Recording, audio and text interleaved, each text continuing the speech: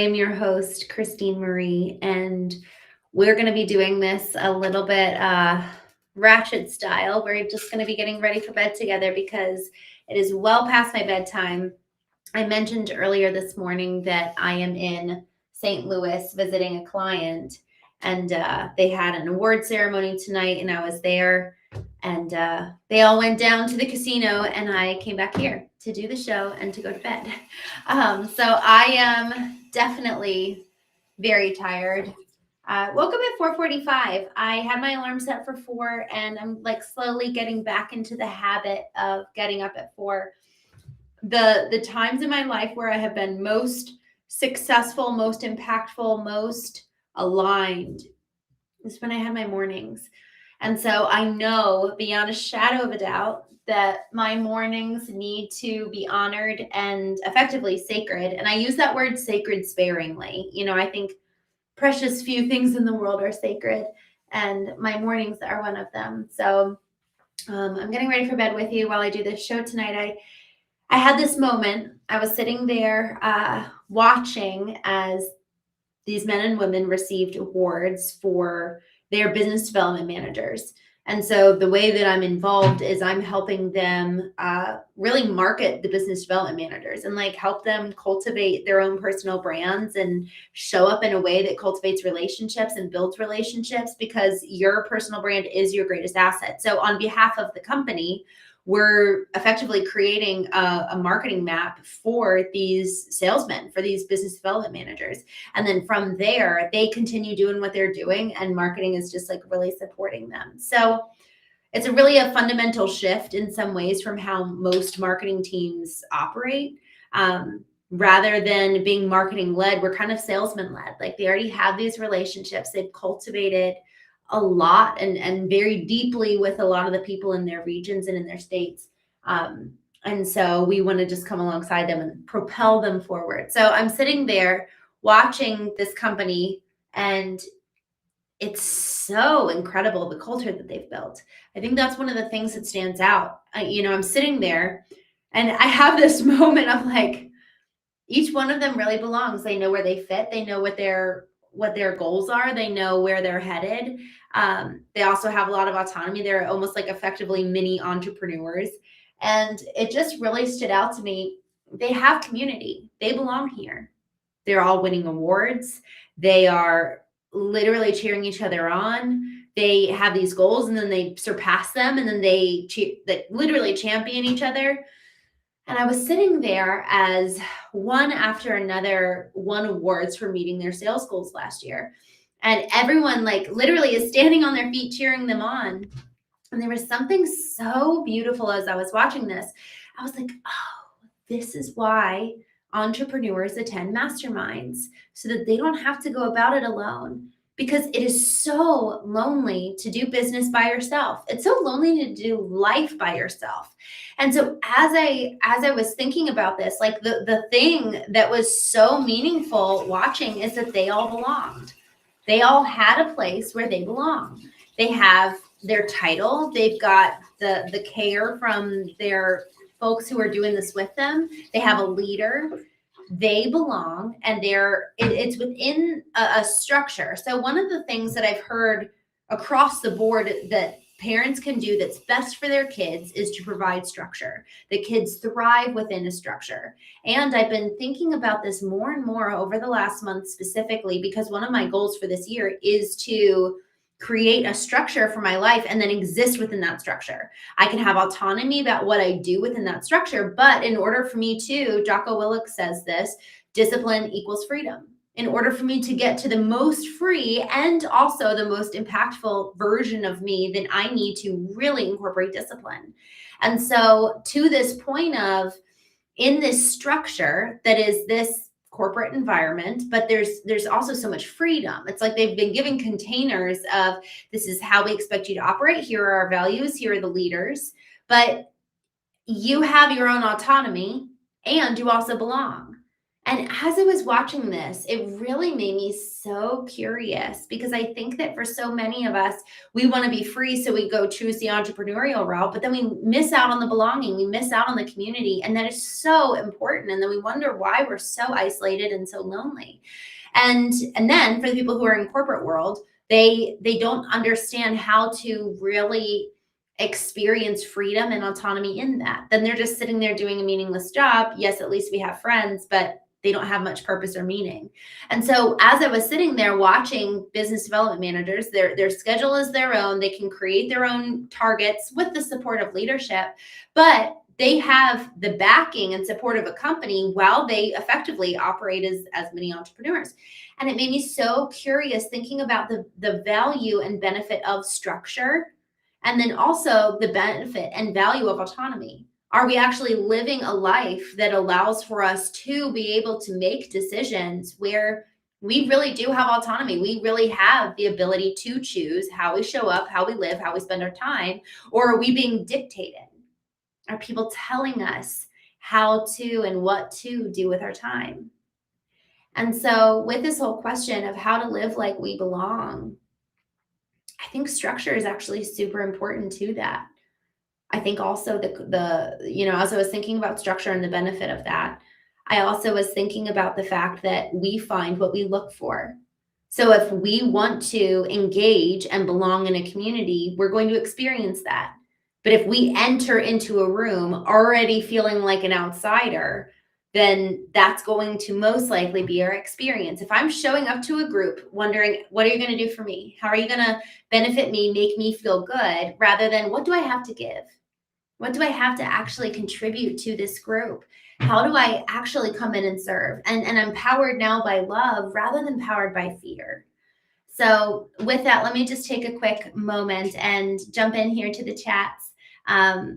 Lendl, it's good to see you. I actually I've like walked through casinos in Vegas. I was speaking at an event in Vegas last year, and I walked through a casino, and it was very fun, but I've never actually gambled, and I'd like to. I actually want to gamble at some point, but I haven't ever done that. Wolfie, good to see you tonight. Mohammed, thank you so much for coming on here. Wilf 1980. Good to see you. Kylie, King, Ramajan, thank you for coming on here. Steve, I am not married. The clock is ticking soon. I actually don't feel rushed. To get married. I actually believe that there's something really beautiful about waiting until it's the right time and not rushing and letting go until then. Bruno, thank you for coming on here. Steve, no, I am not 35. I'm younger than 35. Bruno, thanks for coming on. Isaiah, thank you. Thanks for coming on. Y'all, I want to talk about free from life. What a life looks like, looking like a movie. How cool. This whole concept of living like we belong, I didn't understand belonging until I read Brené Brown's Daring Greatly. And she talks about love and belonging, and that really is the things, those are the things that we want most of all. But if we don't actually acknowledge what we want, there's no way that we can actually ever achieve it. And so if we have, and we as in, I'm speaking from experience here, I have felt shame over wanting to belong. And so instead, I just will hide my shame with some other emotion of maybe judging other people or shaming them for, the covering up and hiding how I'm feeling. There's something about feeling left out and feeling not included that's so vulnerable. It's like we're kids again. We haven't felt that way since we were on the playground, or we haven't felt that way since we were in school. And so to actually admit, oh, that's really how I'm feeling, there's something really vulnerable around that. And in so doing, we actually are getting to the root. Now we know the truth. And now we can actually start moving towards a better outcome. Now we actually can start moving towards change and doing something different with my present life, because I'm acknowledging what I want and where there's a gap between where I am today and what I want. But if we don't acknowledge what we want in the first place, it's going to be so impossible for us to ever achieve that. And belonging isn't just something that we consciously want. It's a very deep subconscious need that every single person has. You know, you look at infants and then toddlers and young children, like they need connection. They also need autonomy. And so when we're thinking about how do we live like we belong, both of those elements are so critical. They're really, really important that in the structure of belonging and in a group, working with people, we actually know how to exercise autonomy. We actually know how to exercise upon the things that make us unique, the things that make us us, and also recognizing that this group is so incredibly important. How can I serve? How can I show up and give? Because if it is revolving all around me, David Brooks authored a book called The Second Mountain. And effectively, the first mountain is you and I are standing there doing our own thing, pursuing our own dreams, our own aspirations. And then we realize that there's a second mountain, which is I now am motivated for the good of the community. And when we move off of the first mountain into the second mountain, where we're motivated for the good of everyone around us, it's like there's a deepening and even a broadening of our capacity. It's like we actually fundamentally expand in the way that we're able to engage with other people. And now we give back to everyone who we're with rather than just doing it for our own gain. So this question of how do we live like we belong, we need to be finding the structure that fits well with our life, that allows and is conducive for relationships, yes, but also autonomy. How can we actually fit in there and serve and give in relation to it? You know, I'm thinking actually about the example of religious settings. People will go and church hop and they're like, oh, I just don't like it. And then they'll move back and forth and like try to look until they find a place that they like. And I think that there's something around that is important, you know, again, going back to, well, what do you want? But then there's also something around looking at it for the good and purpose of how can I contribute? Where's there actually a gap that I can fill? Because when we show up with the energy of what we're going to take versus the energy of what we can give, it all changes and everybody can sense that. Let me just take a quick moment just to check in here with the chat. Thank you guys so much for joining. Ilan, thank you for coming on here. Ricardo, favorite 90s films. Oh, I love The Sweetest Thing. Is The Sweet? I don't think, maybe that's 2000s. I'm not good with knowing the dates for the films. James Kelly, good to see you. Ilan, I do hear you. Hello. Brian, Cadaver, Bacon, Burner, good to see you. Y'all, I think that this question of belonging is one that I'm going to be kind of musing on over the next couple of days because I witnessed something really important. You know, I witnessed this group where everyone really did belong. And that's what we all want at the end of the day. And so there's something around creating our own structure of, man, if we want to have community, if we want to feel like we're being invested into and that we're also giving, maybe we actually need to start that. You know, I started hosting knowing dinners over the last year and a half, and it's been so meaningful to be able to facilitate conversations that really allow for connection, meaningful connection in a way that I don't get that at other places. So sometimes we actually have to create it ourselves, and it starts with the structure, and it has to be built on our vision and what we want for what belonging means to us. And then the autonomy in that space given to the different members, given to the different people there. It's like a really strong family unit. Everybody knows the role that they play.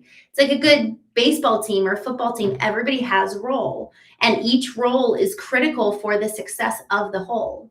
But if we're entering into a community of what can you all do for me, or bearing all of the weight ourselves, man, that community is bound to fail. So I'm excited to think more on this because I just know relationships matter so much. And underneath the desire for relationships so often is shame. And so if we're not willing to be brave enough to admit to ourselves what we really want, shame is usually the one in the driver's seat if we're not paying attention when it comes to belonging in relationships and just admitting the fact that's a real need that we have. So with that, thank you all so much for joining me tonight. I'm gonna go to bed and then hopefully I'll be waking up at 4 or around 4 tomorrow morning. So good night, everyone. I will see you tomorrow morning. I'm going to be going live around 8:30 a.m. Eastern, and I will see you tomorrow morning.